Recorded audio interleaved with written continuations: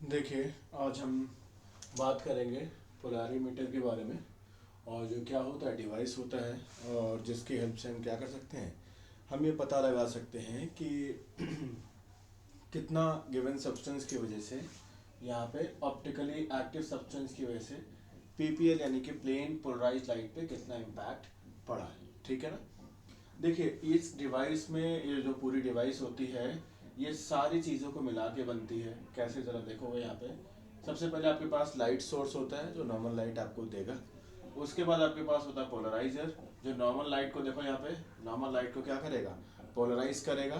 समझ पा रहे हो, ये पोलराइजर है। और फिर आपकी ये नॉर्मल लाइट आपकी प्लेन पोलराइज लाइट बन गई, जिसके बारे में पहले भी बताया जा चुका है आपको। समझ पा रहे हो, ये किसकी तरह समझो, ये ऐसे समझो कि ये हर तरफ कोई भाग रहा इंसान है, हर तरफ ये भाग रही चीज़ें हैं। समझ पा रहे हो। और ये विंडो है, तो विंडो से आप, ये विंडो ऐसी डिज़ाइन की गई है ना कि जो सिर्फ सीधी लाइंस होंगी वही निकल पाएंगी, बाकी सब इसमें फंस के रह जाएंगी। तो ये प्लेन पोलराइज लाइट हो गई। समझ पा रहे हो, जिसके बारे में कहानी स्टार्टिंग में सुना चुका हूँ। इनको दिक्कत हो, जाके प्रीवियस वीडियो देखो। फिर उसके बाद ये एक ट्यूब है, इस ट्यूब से हम प्लेन पोलराइज लाइट को पास करेंगे। इस ट्यूब में हमारे पास वो सब्सटेंस रखा है जो ऑप्टिकली एक्टिव है, इनएक्टिव है मुझे नहीं पता। उसमें ये सब्सटेंस रखा जाएगा, क्योंकि पता लगाना है ना। अगर इसमें वो सब्सटेंस रखा है, प्लेन पोलराइज लाइट को अगर क्लॉकवाइज रोटेट करा दे या एंटी क्लॉक रोटेट करा दे, तो हम बोलेंगे ऑप्टिकली एक्टिव है। और अगर जैसी आई थी वैसी ही अगर बाहर निकल गई, तो इसका मतलब क्या है, वो सब्सटेंस ऑप्टिकली इनएक्टिव है ना, कोई असर नहीं डाल पा रहा है। ठीक है ना। जरा समझो। फिर उसके बाद ये आपका है एनालाइजर। ये एनालाइजर क्या करता है, देखो, जब पीपीएल यहाँ से पास करोगे, मान लो ये ऑप्टिकली एक्टिव कंपाउंड यहाँ पे भर रखा है, तो लाइट को क्या करेगा, ये मान लो क्लॉकवाइज रोटेट करा दिया, इस डायरेक्शन में रोटेट करा दिया। तो इस डायरेक्शन में जब ये रोटेट कराएगा ना, तो फिर एनालाइजर को क्या करना है, ऑब्जर्व करना है। एनालाइजर को क्या करना है, ऑब्जर्व करना है कि जो प्रीवियस पाथ था उससे कितने डिग्री पे क्या हो गई है, रोटेट कर रहे हो। स्केल के हेल्प से आप क्या करोगे, उसे मेजर करोगे। कुछ आ रहा समझ में। और ध्यान दो, यहाँ पे जो एंगल होता है, ये ऑब्जर्वर यहाँ बैठा हुआ है, तो उसके हिसाब से क्लॉक क्या है, ये 90 डिग्री, और एंटी क्लॉक क्या है, -90। तो ये ऑब्जर्वर के एंड से यहाँ पे एंगल को लिखा गया है। कोई दिक्कत तो नहीं, समझ आ रहा बात को। तो पॉइंट यहाँ पे ये एनालाइजर क्या करता है कि कितने डिग्री से अगर पीपीएल को रोटेट करा दिया कंपाउंड ने, क्लॉक एंटी क्लॉक जैसा भी है, तो वो यहाँ पे क्या करे, मेजर करे कि पहले और अब में कितना फर्क आया है। समझ पा रहे हो। अब जरा ध्यान से देखो, कुछ कहानियां हैं, पोलराइजर और एनालाइजर। ये पोलराइजर और ये एनालाइजर, ये एक दूसरे के परपेंडिकुलर, देखो यहाँ पे, ये इस तरह से, ये इस तरह से एक दूसरे के क्या है, परपेंडिकुलर है। तो इसमें क्या होगा, नो ऑप्टिकली एक्टिव सब्सटेंस। समझ पा रहे हो, कोई दिक्कत तो नहीं, बहुत बढ़िया। अब जरा ध्यान से देखो, इफ पैरेलल, अगर ये जैसा है ऐसा ही ये होता, तो फिर कोई फर्क ही नहीं पड़ता, क्योंकि जैसी लाइट आई थी वैसी लाइट ही फिर क्या हो गई, निकल गई। मतलब फिर वो क्या है, सब्सटेंस आपका ऑप्टिकली इनएक्टिव। और अगर यहाँ से ये ऑप्टिकली एक्टिव कंपाउंड है, क्या है, तो ये लाइट को किसी डायरेक्शन में मूव कराएगा। तो पोलराइजर को आप इसी तरीके से मूव कराएं ताकि मैक्सिमम लाइट क्या हो जाए, जिस एंगल से रोटेट हुई है, ताकि मैक्सिमम क्या हो जाए, इसको ऐसे शिफ्ट करें कि मैक्सिमम लाइट्स क्या हो जाए, निकल जाए। समझ पा रहे हो, तो इसको बना लो, फिर अगली कहानी करते हैं। एक रफ इसका आइडिया ले लेना है आपको, बाकी बहुत ज़्यादा इसमें डिटेल में घुसने की ज़रूरत नहीं है। बना लिया आपने, पॉज करके, बढ़िया।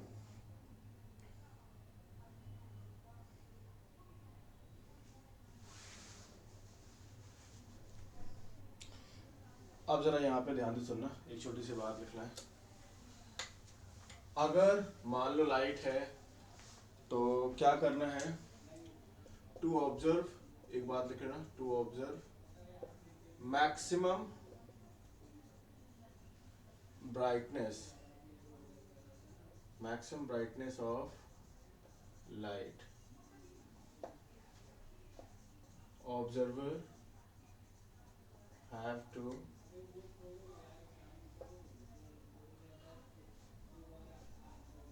rotate the analyzer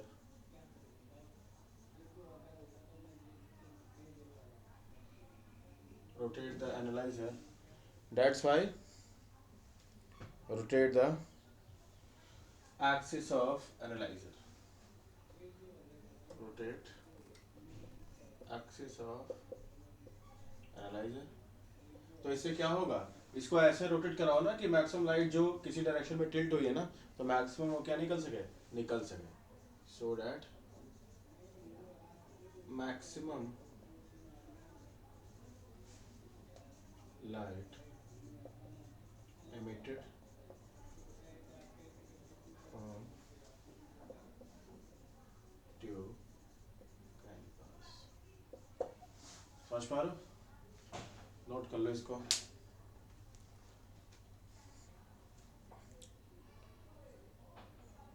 बढ़िया, अब आगे चलते हैं। एक छोटी सी बात ध्यान देना कि ये जो यहाँ की कहानी थी नीचे की, ये यहाँ ऊपर लिख दी गई है, ठीक है ना, तो इसको देख लेना। और इसका एक एग्जांपल भी अगर लेना चाहो तो मैं बता सकता हूँ। जैसे पीपीएल गई, अब मान लो ये लाइट जो है ना, ये कंपाउंड से निकलने के बाद ये पीपीएल का डायरेक्शन ये था, और इसका अप डायरेक्शन जो हो गया वो कुछ ऐसा हो गया, कुछ ऐसा हो गया, ठीक है, कुछ इस तरीके से हो गई जो लाइट बाहर निकल रही है। तो आपको क्या करना है, तो आपको अगर ये देखो, ये जो मैं टिल्ट कराने की बात कह रहा था ना, इसको रब कर दो तो थोड़ा सा आपको बता रहा हूँ मैं।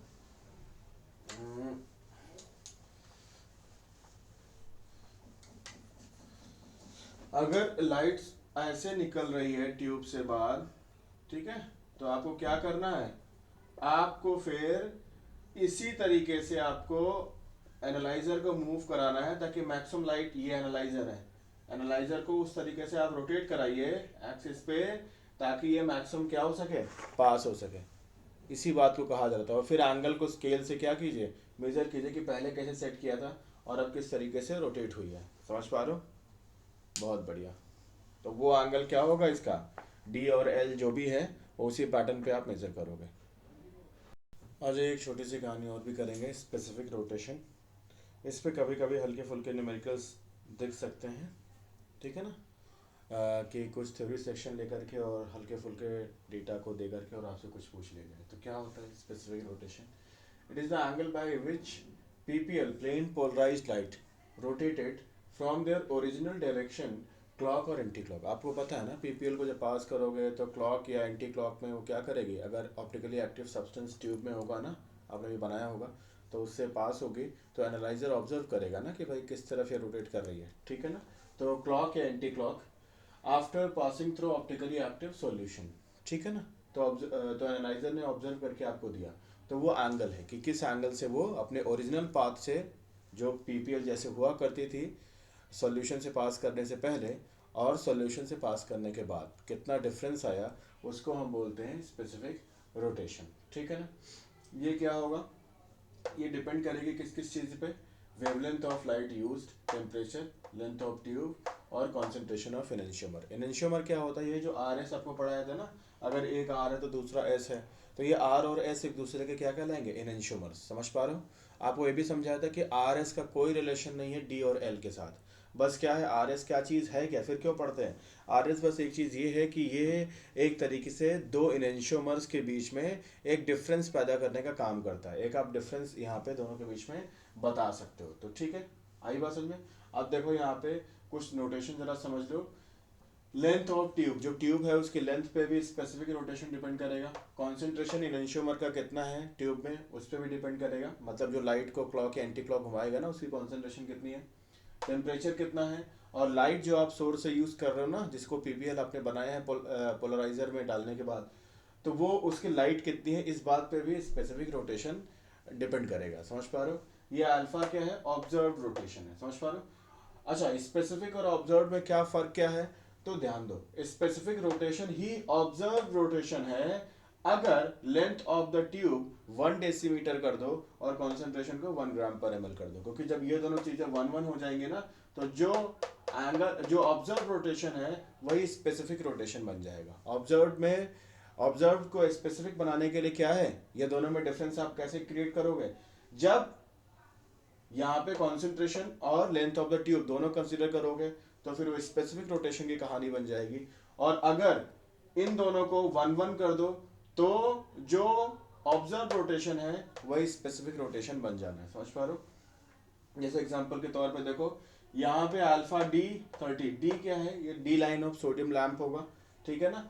तो यहाँ पे 30 जो ऊपर लिखा है ये उसका टेम्परेचर है, और यहाँ पे अगर मान लो इस सब लिखने के बाद 5.6 है, इसका मतलब क्या है कि इसका मतलब ये है कि जो आपकी ट्यूब है वो 1 डेसीमीटर की ट्यूब हो और कॉन्सेंट्रेशन जो एनेंशियोमर का हो 1 ग्राम पर ml हो, तो यहाँ पे जो आपको रोटेशन ऑब्जर्व हुआ वो 5.6 है, और वही अब क्या हो जाएगा आपका स्पेसिफिक रोटेशन। समझ आ गया इन बातों को डिकोड करने का, ये जो जैसे लिखा होता है। चलो एक एग्जांपल देखो, यहाँ पे यूनिट्स का ध्यान रखना कि कॉन्सेंट्रेशन को ग्राम पर ml में रखना है और लेंथ ऑफ द ट्यूब को डेसीमीटर में रखना है, ठीक है ना, इन सब में गलती मत करना। अगला सीन देखो, यहाँ पे क्या रहने वाला है, ये कार्बन है, कार्बन से क्लोरीन लगा दिया CH3OH, ठीक है ना। आपको ये सिखाया है मैंने कि कैसे प्रायोरिटाइज करते हैं इनको। तो 1 2 3 ये R दिखा और ये H आपका क्या है, अवे फ्रॉम ऑब्जर्वर है, अच्छी बात है। इसको आप ये थोड़ा सा इसको भी सही कर देते हैं, अदरवाइज कुछ लोग को इसमें भी दिक्कत आ सकती है कि भाई दोनों क्यों नहीं बनाया है। समझ पा रहे हो?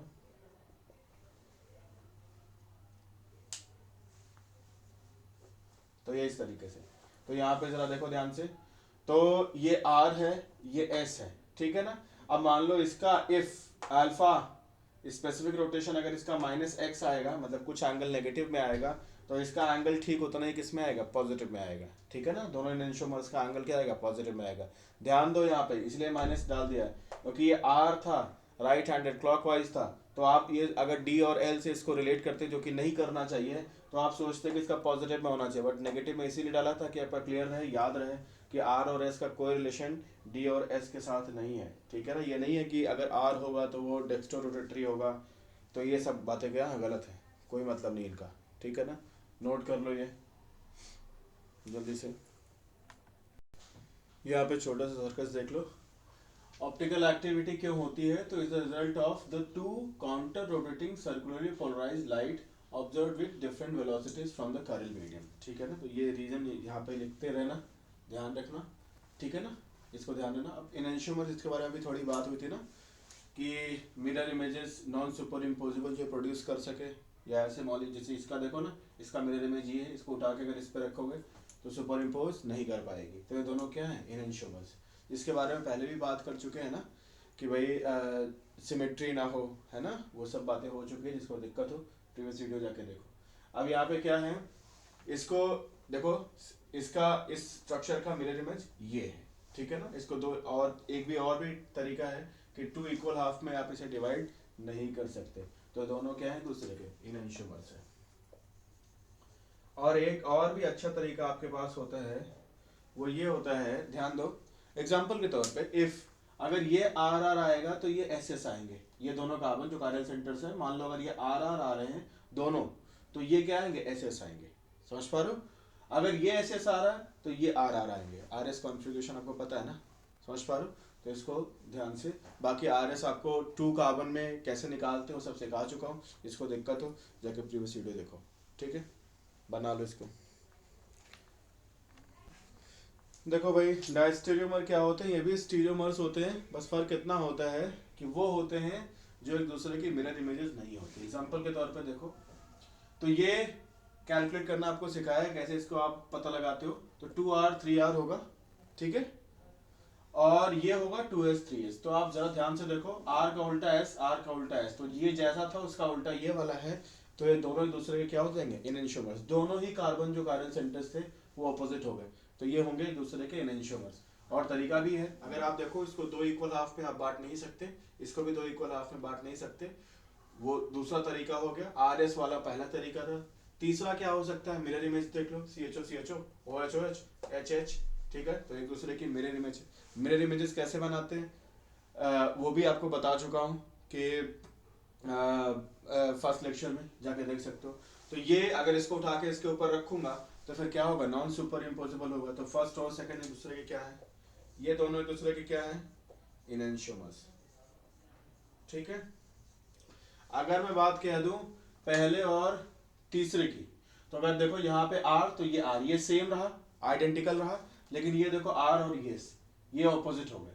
तो एक जगह सेम है, एक जगह ऑपोजिट है, पहले और तीसरे में। तो इस तरीके से ये ना सेम ही रहेगा ना ऑपोजिट ही रहेगा, मतलब एक दूसरे की क्या है, मिरर इमेजेस नहीं है। कौन, पहला और तीसरा, इसलिए ये पहला और तीसरा एक दूसरे का क्या हो गया, डायस्टेरियोमर। एग्जांपल के तौर पे आप देख सकते हो, देखो जो पहला, ये पहला कार्यल सेंटर के अराउंड जो सीन है वो सेम ही है पहले और तीसरे दोनों स्ट्रक्चर में, लेकिन दूसरे कार्यल सेंटर के अराउंड अगर देखो तो ये दोनों एक दूसरे की क्या हो गई, देखो ना, जैसे मिरर बीच में लगा दो तो जो सीन बनेगा ना दूसरे कार्यल सेंटर पे, वो यहाँ पे सीन बन रहा है। तो ना ये पहला और तीसरा सेटअप ना एक दूसरे के सेम है ना ऑपोजिट सेटअप में, तो मतलब एक दूसरे की मिरर इमेजेस नहीं है।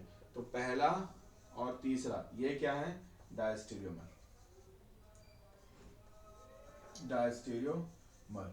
ठीक है, ऐसे ही अगर यहाँ पे देखो तो तीसरा तीसरा सेम है, तीसरा कार्बन मतलब यानी कि दूसरा कार्बन सेंटर सेम है, पहला ऑपोजिट हो गया।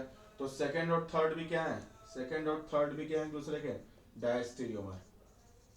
मुझे लगता है समझ आ गया होगा, बढ़िया। चलो ड्रॉ कर लो इसको। देखो सिस और ट्रांस एक दूसरे के क्या होते हैं, डायस्टेरियोमर्स होते हैं, और boiling, melting point, solubility, polarity, ये सब चीज़ें क्या होती हैं, ठीक है, ये सब चीज़ें सिस और ट्रांस के लिए या डायस्टेरियोमर्स के लिए क्या होती है, डिफरेंट होती हैं फिजिकल प्रॉपर्टीज, ध्यान देना, नोट रखना। देखो डायस्टेरियोमर्स जो होते हैं, diastereomers, diastereomers separated by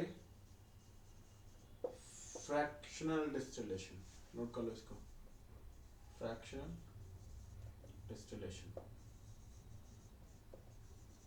note रखना इसको, ठीक है। बात करेंगे तो प्यूरिफिकेशन के बारे में बात कर रहे होंगे तब। देखो ध्यान से, homomers pair of isomers which have same configuration with respect to specific carbon, देख सकते हो यहाँ पे या मॉलिक्यूल्स कर लो, यहाँ पे ज़्यादा सही रहेगा क्योंकि ये आइसोमर्स तो होंगे नहीं, ठीक है ना, pair of molecules which have same configuration with respect to specific carbon. यहाँ पे देखो तो मैंने HOH को बदल दिया और CHO CH3 को बदल दिया, तो इवन एक्सचेंज किया, क्या किया मैंने, इवन एक्सचेंज।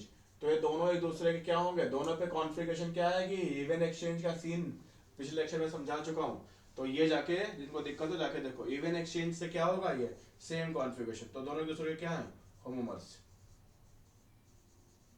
ठीक है। कार्बन सेंटर के अराउंड कॉन्फ़िगरेशन जो रहेगी वो क्या रहेगी, सेम रहेगी। जल्दी से करो इसको। देखो ध्यान से, मेसोमर्स क्या होते हैं, कम से कम दो कार्बन सेंटर हो और इनको दो इक्वल हाफ में आप क्या कर सके, डिवाइड कर सके, तो आप उनको बोलते हैं मेसोमर्स, ठीक है ना। जरा यहाँ पे ध्यान से देखिए, यहाँ पे आप बीच से काट सकते हैं इनको। और सबसे खास बात क्या है कि अगर इसकी कॉन्फ़िगरेशन मान लो, चलो निकाल ही लेते हैं, मानते क्या, यहाँ पे देखो ये नंबर 1 है, ये C से लगा, यहाँ पे आपको पता है यहाँ से एक ही O है, यहाँ पे 2 O लगा होगा, ठीक है ना। मल्टीपल बॉन्डेड वाले में प्रायोरिटाइज करना आपको सिखा रखा है, ठीक है ना। तो 1, ये 1 है, ये 2 है, ये 4 है, ये 3 है, इवन एक्सचेंज करो, 4 को नीचे लेके आओ, तो क्या होगा, तो ऐसे में ये 3 हो जाएगा, यह 4 यहाँ हो जाएगा, और 1 यहाँ हो जाएगा, 2 यहाँ हो जाएगा। तो इस तरीके से कैसे चलेगा ये 1 2, यानी कि ये होगा R, ठीक। तो अगर ये वाला होगा 2R होगा, तो जाहिर सी बात है ये तुरंत उसका ऑपोजिट होगा, चाहे सॉल्व करके आप निकाल सकते हो।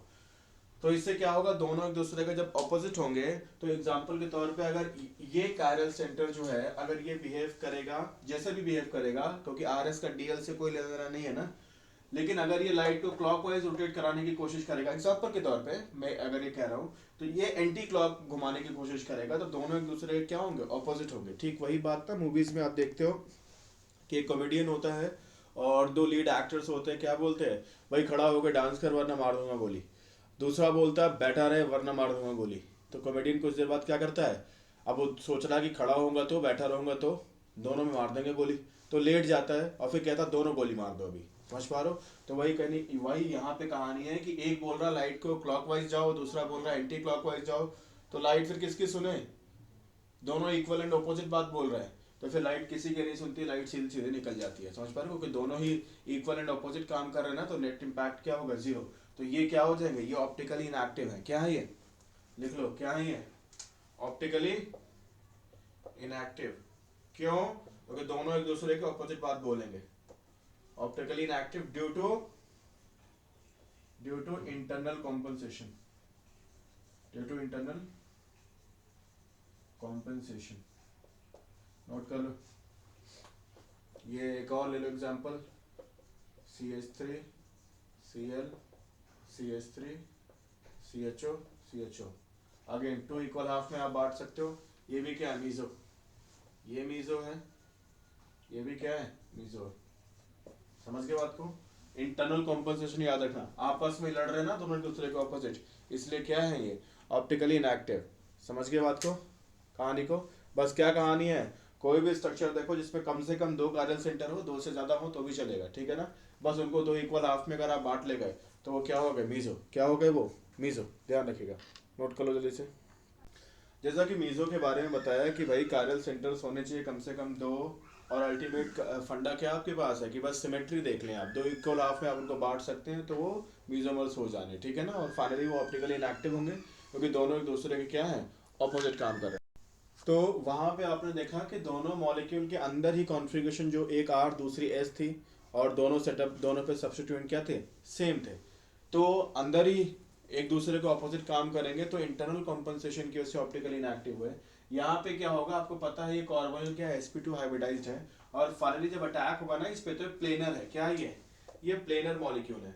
तो प्लेनर मॉलिक्यूल है तो इसमें अटैक फ्रंट और बैक दोनों से हो सकता है। क्या हो सकता है, फ्रंट और बैक दोनों से हो सकता है। मतलब क्या हो सकता है जरा समझना, ये OH, ये CN इधर भी लग सकता है, और ये CN पीछे से भी लग सकता है। वजह क्यों, वजह इसलिए क्योंकि ये मॉलिक्यूल कैसा है, कैसा है ये, देखो ये मॉलिक्यूल कैसा है, ये प्लेनर है, इसलिए इसके फ्रंट से और बैक से दोनों से अटैक हो सकता है। समझ पा रहे हो, जिसके बारे में न्यूक्लियोफिलिक एडिशन में डिटेल में बताऊंगा। तो यहाँ पे अगर ध्यान से देखो, अगर आप कैलकुलेट करने की कोशिश करो ना, तो ये पहला, समझ पा रहे हो, ये पहला, ये दूसरा, ये तीसरा।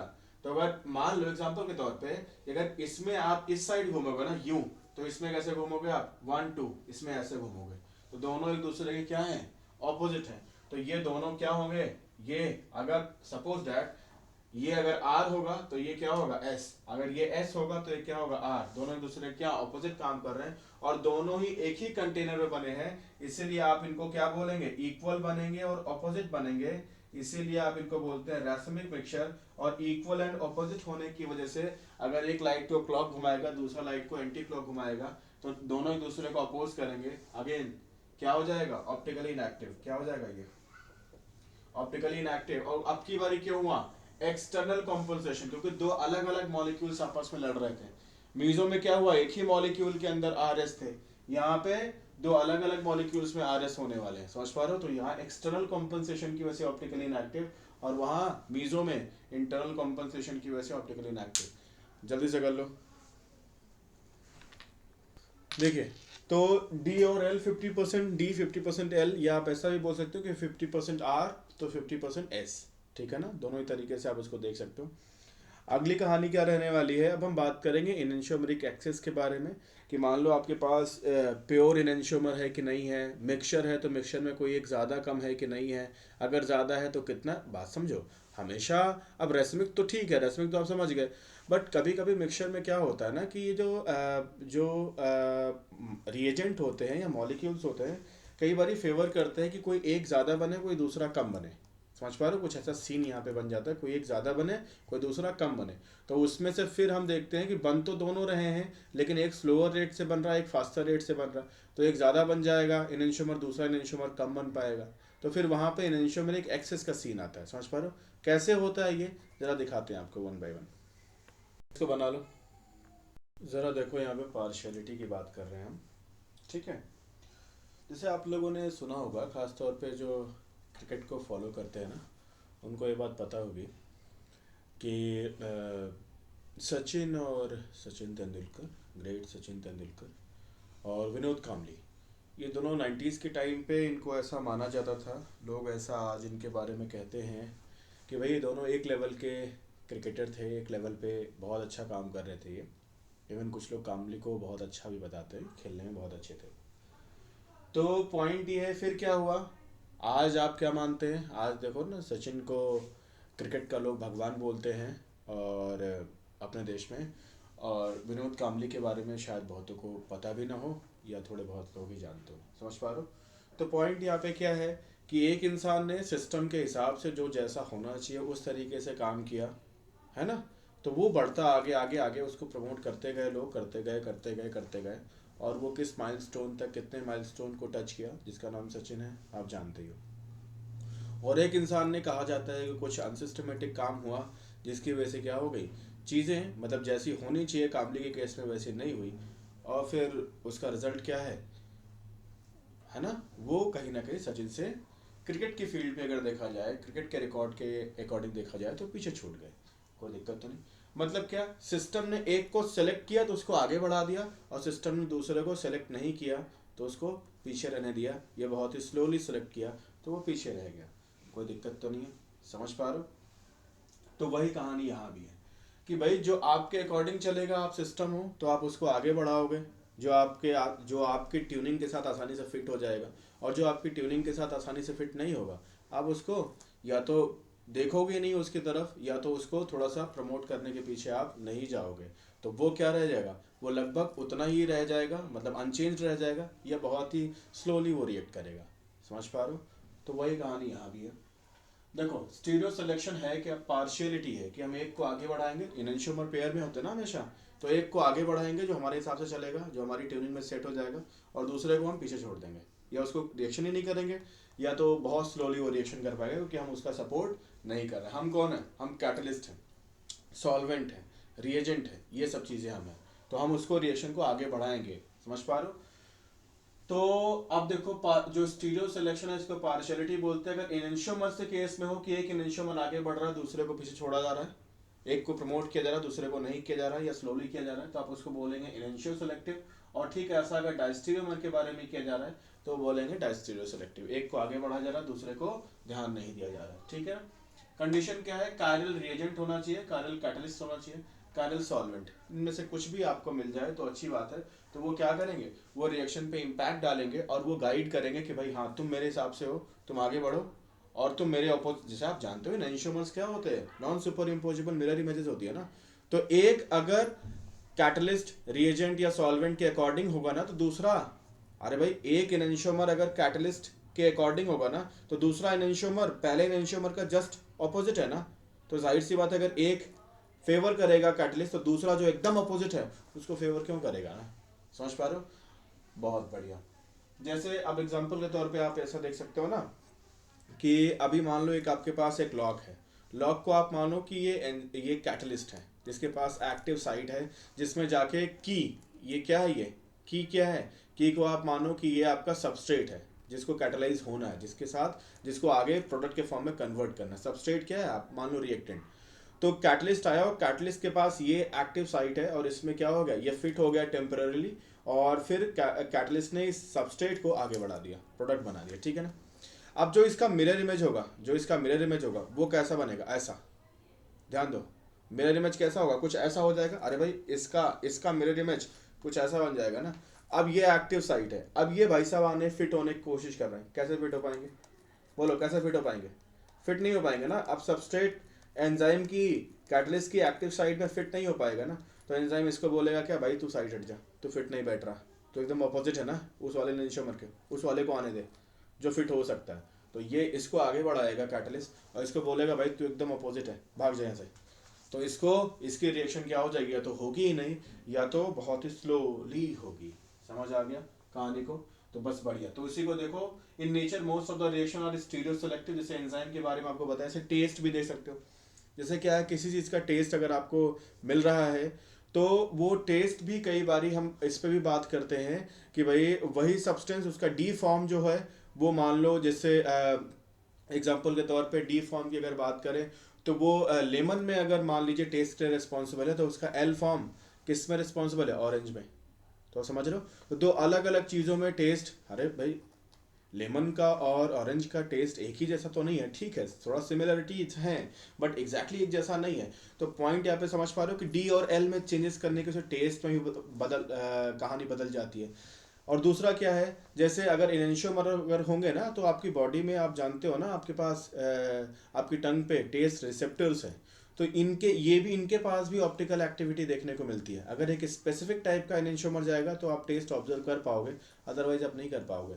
ऐसे कोई फ्रेग्रेंस अगर मिलती है तो वहाँ भी ऑप्टिकल एक्टिविटी कई बार देखने को मिलती है कि एक स्पेसिफिक टाइप का एनेंटियोमर आएगा तो आप पहचान लोगे, क्योंकि उसकी जस्ट उसके लिए फिट होने की एक्टिव साइट है उस फ्रेग्रेंस की, तो आप उसको पहचान लोगे। और अगर उसका दूसरा एनेंटियोमर भेज दोगे तो उसकी एक्टिव साइट में वो फ्रेग्रेंस का केमिकल जो है ना, जो मॉलिक्यूल फिट नहीं हो पाएगा, तो आप उसको जज नहीं कर सकते।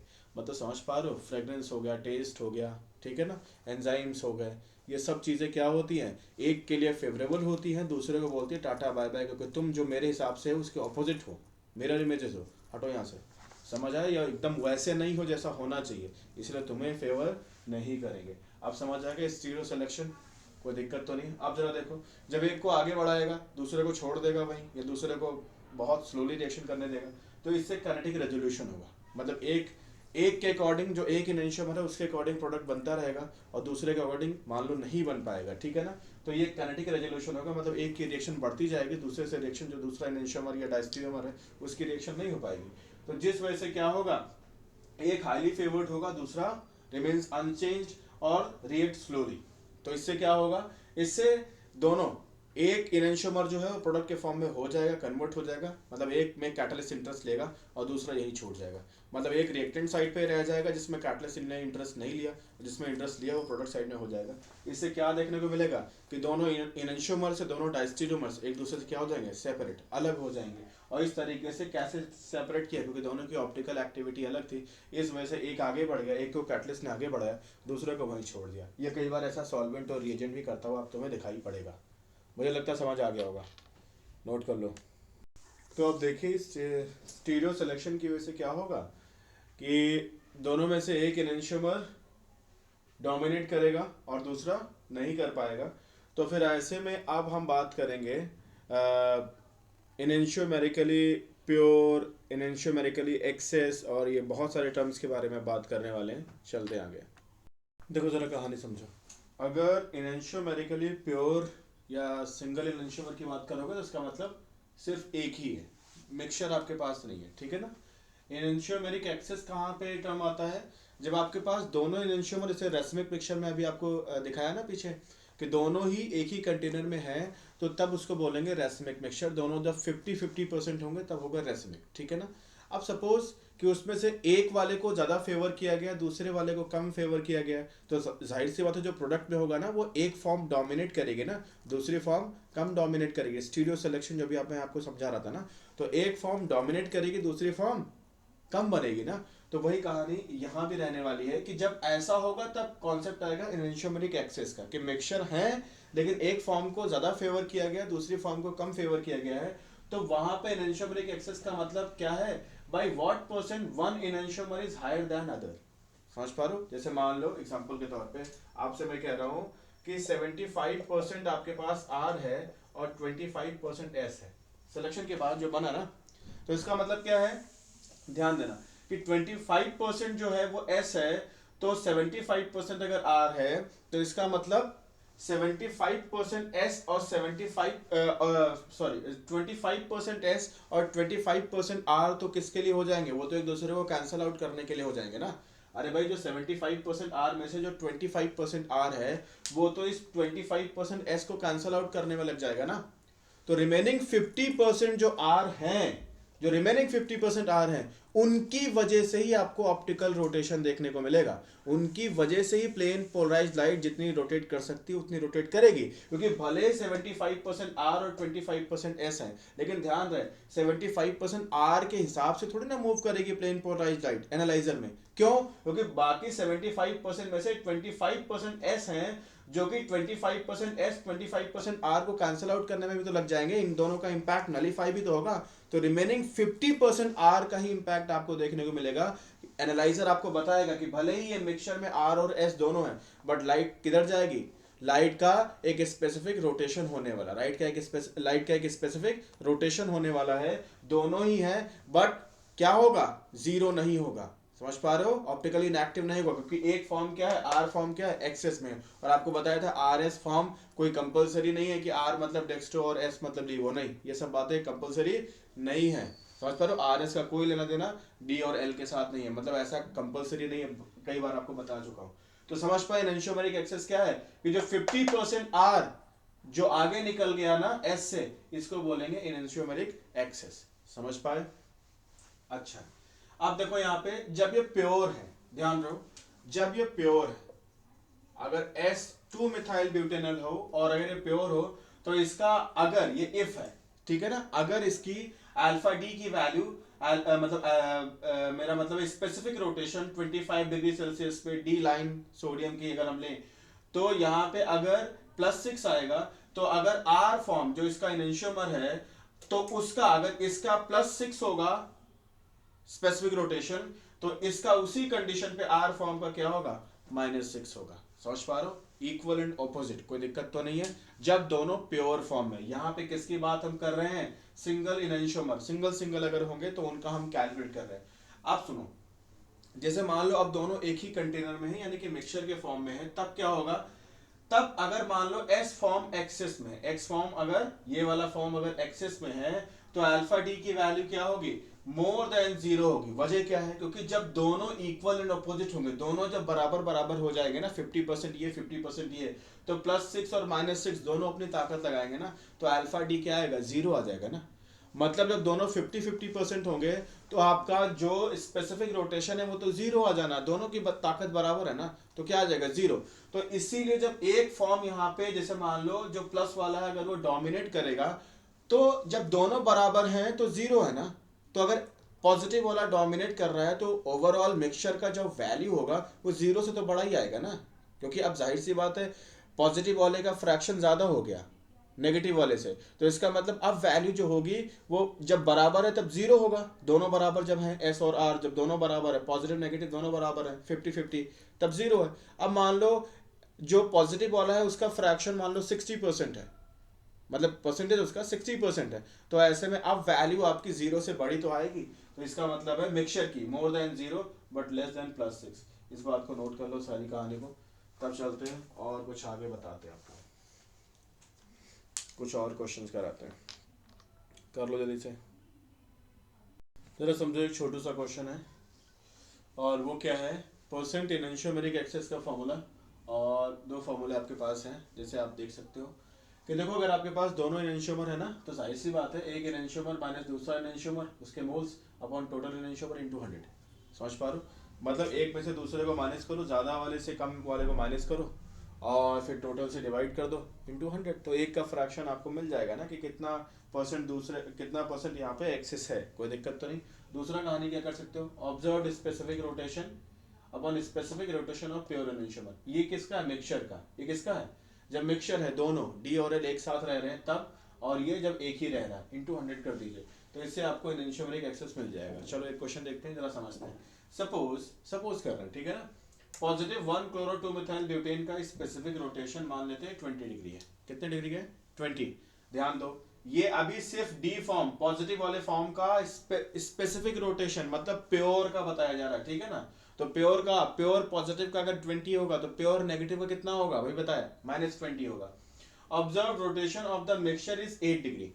मिक्सचर मतलब अभी डी और एल दोनों रह रहे हैं तो वो 8 डिग्री है। ध्यान दो, प्योर डी का 20, प्योर एल का -20, तो जब 50-50 होंगे तो कितना हो जाएगा, 0। कितना हो जाएगा, 0।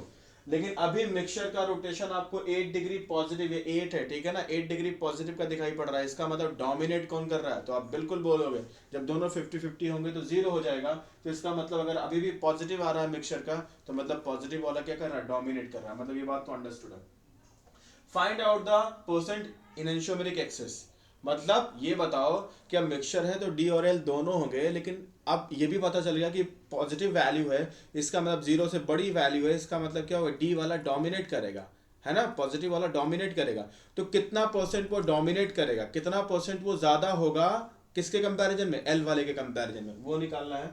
और दूसरा निकालना है स्टीरियोमेरिक कंपोजिशन। स्टीरियोमेरिक कंपोजिशन मतलब अब जैसे जब परसेंट ई निकालोगे तो आप ये बताओगे ना कितना परसेंट डी वाला एल से ज्यादा है, समझ पा रहे हो, और कंपोजिशन में टोटल मिक्सचर में डी कितना है, टोटल मिक्सचर में एल कितना, वो बताना है। समझ पा रहे हो, मैं दिखा रहा हूं कैसे।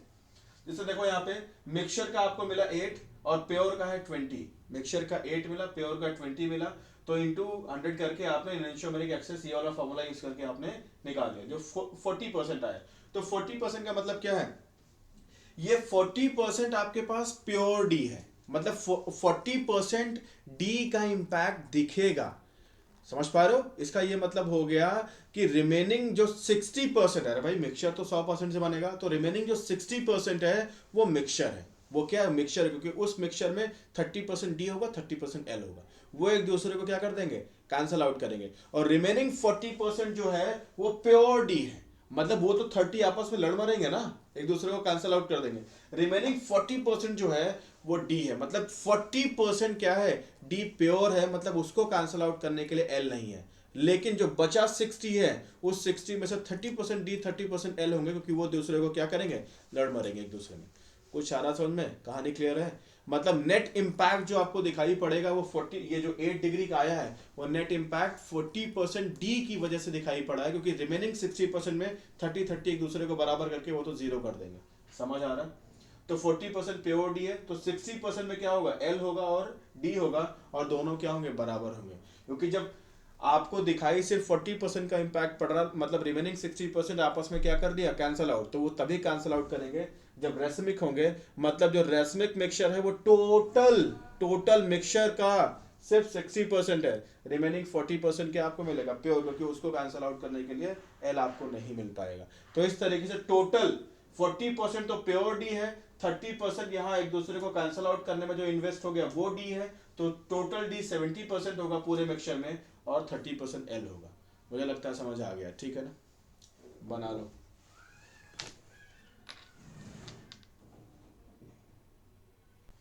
देखो ध्यान से, एक और खास नोट है वो आपको पता होना चाहिए कि अकार्यल रिएक्टेंट, आपको पता है sp2 हाइब्रिडाइज्ड है ये, तो कायरल सेंटर तो इसके पास है नहीं। Produce chiral products after the reaction in the absence of chiral impact from the catalyst. बात समझो, अगर कोई कैटलिस्ट, रिएजेंट या सॉल्वेंट अगर कायरल इंपैक्ट वाले नहीं है, मतलब वो गाइड नहीं कर रहे हैं कि किस तरीके से किसको फेवर करो किसको मत करो, ठीक है ना, जैसे सी एन माइनस यहाँ का अटैकिंग रिएजेंट होने वाला है, वो गाइड नहीं कर रहा, वो खुद ही वो कायरल नहीं है, तो फिर ऐसे में क्या होगा, फिर इस सबस्ट्रेट पे फ्रंट से भी अटैक, चूंकि प्लेनर है ना, तो फ्रंट से भी अटैक हो सकता है और बैक से भी अटैक हो सकता है, तो यानी कि दोनों ही प्रोड्यूस हो गए, यानी कि कायरल सेंटर्स तो आपको मिले, क्योंकि पहले ये प्लेनर था, अब सीएन भी आके लग गया, तो चारों डिफरेंट ग्रुप्स लग गए, तो कायरल तो आपको मिल गया। लेकिन चूंकि फ्रंट और बैक दोनों से कोई गाइड करने वाला नहीं है, तो ये प्लेनर है, वो जहां जहां से जैसे जैसे अटैक कर सकता है करेगा, तो फ्रंट और बैक जब दोनों से अटैक करेगा तो फाइनली आपको दोनों ही डी और एल दोनों ही फॉर्म आपको मिलेंगे। तो यानी कि कायरल सेंटर तो मिला, बट दोनों इक्वल एंड ऑपोजिट मिलेंगे, क्योंकि गाइड करने वाला chiral centre, reagent, solvent catalyst के पास नहीं थे। तो फिर अब जहां से अटैक हो सकी वहां से हुआ, और दोनों फिर दोनों साइड से बराबर चांसेस होंगे, इक्वल एंड ऑपोजिट बनेगा, तो 50% डी तो 50% एल आपको मिल जाने हैं। तो इस तरीके से आप क्या पाओगे, इस तरीके से आपको कायरल सेंटर्स के साथ तो मिलेंगे, बट रेसमिक मिक्सचर बनते हुए दिखाई पड़ेंगे, क्योंकि अब इक्वल अपॉर्चुनिटी है फ्रॉम बोथ साइड। नोट कर लो, समझ पा रहे हो, अकायरल कैसे कायरल को प्रोड्यूस किया, बट जो मिक्सचर बना वो इक्वल अपॉर्चुनिटी की वजह से रेसमिक बना, ठीक है। तो यहाँ पे देख लो, तो ये मिक्सचर क्या है, ऑप्टिकली इनएक्टिव, ये क्या है, ये रेसमिक। जल्दी से नोट कर लो, चलो बहुत अच्छा कर लिया होगा आपने। अब एक बहुत ज़्यादा इंपॉर्टेंट कहानी फिशर प्रोजेक्शन के बारे में हम बात करने वाले हैं। क्या होता है फिशर प्रोजेक्शन, पहली बात तो समझ जाओ, ये प्लेन ऑफ पेपर में कहानी होती है, डेट इज 2D, ठीक है, एक प्लेन पे इसकी कहानी पूरी चलती है। कैसे करते हैं इसको, drawn from top to bottom, देखो एक सीधी लाइन खींच दी, उसके अराउंड सब्सटीट्यूएंट को लगाते गए। हॉरिजॉन्टल लाइंस जो होती हैं वो हमारी तरफ होती हैं, प्रोजेक्टेड टुवर्ड्स अस, जिसके बारे में और भी बातें करेंगे। Can be rotated by 180 degree in plane of paper. देखो जब एक ये पेपर में है ना, ये चीज़ ऐसी है, तो इसको क्या कर सकते हैं, देखो ये बोर्ड जैसे देख रहे हो ना, ये बोर्ड को मैं क्या करूँ, ऐसे रोटेट करा सकता हूँ, प्लेन ऑफ पेपर में रोटेट करा सकता हूँ, समझ पा रहे हो, प्लेन ऑफ, ये देखो ये ऐसे रोटेट करा सकता हूँ, ऐसे, समझ पा रहे हो। लेकिन मैं अगर ये सामने लिखी चीजें ऐसे ऐसे मैं फ्लिप कर दूं, ध्यान दो, ये मैं ऐसे फ्लिप कर दूं, तो फ्लिप करने की वजह से जो आगे लिखी चीजें वो सब पीछे पहुंच जाएंगे ना, आपको कुछ यहाँ दिखाई नहीं देगा, समझ पा रहे हो। तो फ्लिप नहीं कर सकते, बोर्ड देखो, बोर्ड 2D में है ना, इसको ये सामने जो चीजें दिख रही है स्क्रीन पे, ये क्या कर रही है, इसको अगर मैं इसको ऐसे उठा के फ्लिप कर दूं, तो फ्लिप करने से जो आगे दिख रहा है सब पीछे हो जाएगा, तो एब्सर्ड ना, आप तो कुछ आपको जो आपने प्लेन ऑफ पेपर में ड्रॉ की चीजें तो दिखाई नहीं देंगी, तो क्या सब फर्जी हो जाएगा। तो क्या नहीं कर सकते, can be rotated by 180 degree in plane of paper, मतलब इस तरीके से रोटेट कर सकते हो। ध्यान दो, ये मतलब इस बोर्ड को मैं उठा के इधर ऐसे रोटेट कर सकता हूँ, तो रोटेट करने से जो ऊपर लिखा है वो चीजें नीचे पहुंच जाएंगी, जो राइट में लिखी है चीजें लेफ्ट में पहुंच जाएंगी। तो रोटेट तो कर सकते हो, लेकिन फ्लिप फ्लिप ये नहीं कर सकते, क्योंकि फ्लिप करने से आगे की चीजें पीछे, तो नॉट अलाउड टू फ्लिप। देखो मैंने एक एग्जांपल दिया तुम्हें, जरा ध्यान से देखना। ये OHBrCl करके यहाँ पे जो कहानी रहने वाली है ना, देखो तो हमने क्या 180 डिग्री से इसको रोटेट कराया। ये देखो ये OH को पकड़ा, C2H5 को पकड़ा और प्लेन में ऐसे मैंने इसे रोटेट करा दिया। तो रोटेट कराने से क्या हुआ, चलो देखना, C2H5 ऊपर पहुंच गया, ये Br जो राइट में था वो Br देखो C2H5, ये Cl जो राइट में था वो Cl यहाँ कहाँ पहुंच गया, लेफ्ट में। जो Br यहाँ C2H5 के पास वाला जो लेफ्ट में था वो राइट में पहुंच गया, क्योंकि घुमाओगे ना 180 डिग्री से। और ठीक ऐसे इसका से मुझे लगता है समझ आ गया तुम लोगों को। अब फ्लिप करने पे क्या होता है, देखो फ्लिप करने पे क्या होगा, OH और C2H5 को पकड़ा, यूं मोड़ दिया, क्या कर दिया, यूं फ्लिप कर दिया, तो आगे की चीजें तुमने पीछे कर दी। तो देखो इससे क्या होगा, बन क्या गया C2H5, और फ्लिप करोगे तो Cl बस ऊपर हो जाएगा, रहेगा तो राइट साइड में ही ना। Br जो अभी OH के रेफरेंस पे राइट पे था, बस वो नीचे हो जाएगा, दिखेगा तो राइट साइड में ही ना। लेकिन ध्यान रहे ये कर नहीं सकते, क्या है ये गलत, क्या है ये गलत। वजह क्या है, क्योंकि फ्लिप करोगे तो सारी आगे की चीज पीछे, एन ऑफ पेपर क्या होगा, पलट जाएगा, तो कुछ तुम्हें दिखाई नहीं देगा, सब फर्जी, कोई मतलब नहीं इसका। ठीक है, ऐसे दूसरा यहाँ पे तो एंड टू एंड तुमने फ्लिप किया, एंड टू एंड फ्लिप किया, दूसरा साइड बाय साइड भी फ्लिप कर सकते हो। मतलब कैसे, ये ClBr को पकड़ो और इसको आगे पीछे कर दो, देखो इधर इसको यूं घुमा दो 180 डिग्री से। तो जब तुम ऐसा करोगे तो ध्यान दो जरा, ये जब इसको ऐसे घुमाया ना, इस स्ट्रक्चर को ऐसे घुमा दिया, तो देखो क्या होगा, Br इधर पहुंच जाएगा, OH वहीं का वहीं रह जाएगा, Cl जो राइट में था वो लेफ्ट में, ऊपर वाला ऊपर ही रह जाएगा। यहाँ ऊपर नीचे बदले थे, यहाँ लेफ्ट राइट बदल जाएंगे बस। तो ये भी काम नहीं कर सकते, क्रॉस लगा हुआ। क्या कर सकते हो, जस्ट प्लेन में ही 180 डिग्री रोटेट करा सकते हो, फ्लिप नहीं करा सकते, नोट कर लो। चलो देखो अब यहाँ पे सिस ट्रांस के बारे में थोड़ा तुम्हें आइडिया होगा। सिस का मतलब क्या है, जब दोनों सेम ग्रुप्स, ये जो है ना ये इसको दोनों ऊपर मतलब प्लेन से ऊपर है, दोनों H मतलब प्लेन से नीचे, तो हम इसको बोलेंगे सिस। मतलब जो सेम ग्रुप्स हैं वो सेम साइड हो, तो क्या बोलेंगे, सिस। यहाँ पे देखो सेम ग्रुप्स, ये प्लेन से ऊपर है, नीचे ये प्लेन से नीचे है, सेम ग्रुप्स प्लेन से नीचे है, तो क्या है ट्रांस। डिटेल में बात करेंगे आगे चल के, लेकिन अभी के लिए बस इतना ही, ठीक है ना। यहाँ देखो, तो इसमें अगर देखो ना, तो इसको दो इक्वल हाफ में आप क्या कर सकते हो, बांट सकते हो, क्योंकि दोनों Cl ऊपर ऊपर, दोनों H नीचे नीचे, ये कार्बन, दोनों दो बराबर हिस्सों में आप बांट सकते हो। तो क्या है ये ये क्या है, इनएक्टिव, ऑप्टिकली इनएक्टिव, ठीक है। ये देखो इसको कैसे जज करो कि ऑप्टिकली एक्टिव है कि इनएक्टिव है। एक कार्बन है, उससे ऊपर लगा, इससे नीचे लगा, ये लगा, और एक H लगा, समझ पा रहे हो कैसे जज करो। तो बस इसको क्या करो, ऊपर से नीचे की तरफ से काट दो, काट दोगे दो बराबर हिस्सों में कट जाएगा, तो ये भी क्या है, इनएक्टिव है। सिमेट्री में सब समझा चुका हूं तुम लोगों को, ठीक है ना। जिनको दिक्कत आ रही है सिमेट्री जाके पढ़ो। इसको देखो, अगर मैं इसको, ये Cl ऊपर है Cl नीचे है, अगर इसको दो बराबर हिस्सों में काटूं, नहीं काट पाऊंगा। तो ये कौन सा वाला था, देखो ये सिस वाला है, ये कौन सा वाला है, ट्रांस। तो ट्रांस इसका क्या है, एक्टिव, ऑप्टिकली क्या है, एक्टिव। इसको दो बराबर हिस्सों में अगर मैं काटने की कोशिश करूंगी, तो ऊपर Cl और ऊपर H, नीचे H और नीचे Cl, ये ओवरलैप नहीं करने वाले ना, non super imposable mirror image, तो आप क्या कर पाओगे, प्रोड्यूस कर पाओगे। दूसरा अगर इसकी बात करो, तो देखो भले ही CH3 और Cl है, बट दोनों सेम साइड पे हैं, तो क्या रहने वाला, सिस। अब इसको अगर मैं ऊपर से नीचे ऐसे काट दूंगा ना, तो Cl दो बराबर हिस्सों में, CH3 दो बराबर हिस्सों में, और इधर तो दो कार्बन कट ही गए, तो ये क्या है, ये क्या है, इनएक्टिव। प्लेन ऑफ सिमेट्री आ गई, इसको कट कर सकते हो दो बराबर हिस्सों में। इसको जरा भाई साहब को देखो, इसका H ऊपर, इसका भी H ऊपर, इसका Cl नीचे, इसका भी Cl नीचे, तो ऊपर से नीचे की तरफ काट दो, ये कार्बन अलग अलग दो बराबर हिस्सों में चला जाएगा, H और Cl कट जाएंगे, ये कार्बन कट जाएंगे। तो बस क्या करो, ऊपर से नीचे की तरफ काट दो, सब बराबर बराबर कट जाएंगे, तो अभी क्या है, इनएक्टिव।